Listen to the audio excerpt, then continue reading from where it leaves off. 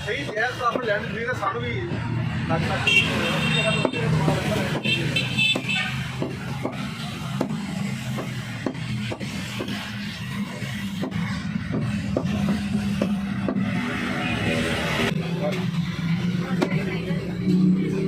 वड्डी हड्डी हो गई है, ज़्यादा वड्डी नहीं, बस थोड़ी वड्डी।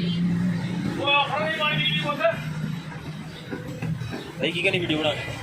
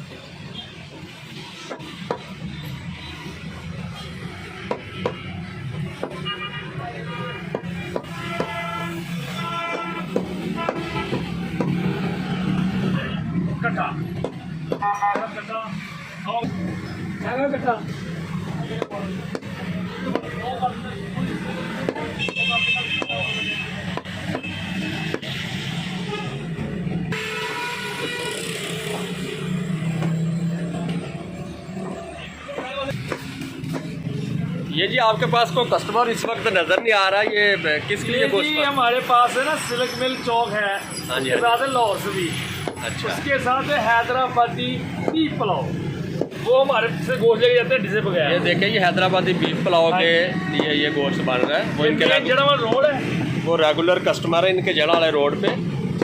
ये दिखाएं जी, ये बोटी दिखाएं स्पेशल है। ये मैं कॉल करते हैं भैया डिसे बगैर, ये स्पेशल पुलाव के लिए बोटी उनको बना के दे रहे हैं। ये उनका कस्टमर है, रेगुलर कस्टमर है, वो बस कॉल करते हैं और आप बना के भेज देते हैं। वो रब्ता करते हैं, फोन पे कॉन्टैक्ट होता है और फोन करते हैं भाई 12 किलो गोश्त चाहिए डिसे बगैर।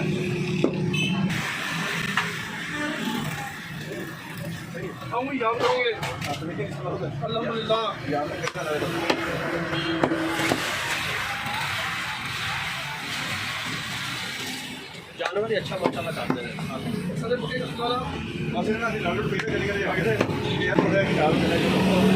वालेकुम जी, ਤੁਹਾਡਾ ਕੀ ਇਸ ਪ੍ਰੋਗਰਾਮ ਹੈ ਜੀ? ਨਾਣਾ ਮੁਹੰਮਦ ਤੇ ਰੋਜ਼ਾਨਾ ਇਹਨਾਂ ਕੋ ਰੂਟੀਨ ਚ ਇਹਨਾਂ ਕੋ ਕੁਛ ਲੈ ਕੇ ਜਾਂਦੇ ਆ? ਅਲਹਮਦੁਲਿਲਾ ਜਦੋਂ ਪਾਏ ਲੈ ਕੇ ਜਾਣੇ ਆ,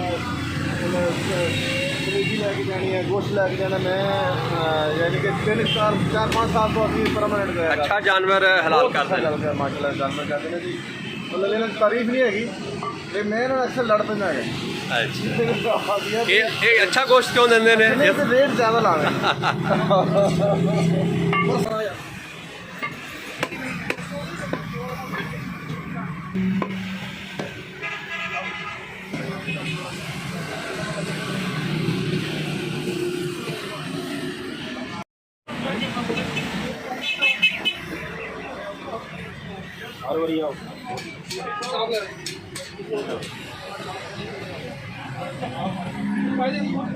नहीं पाए ये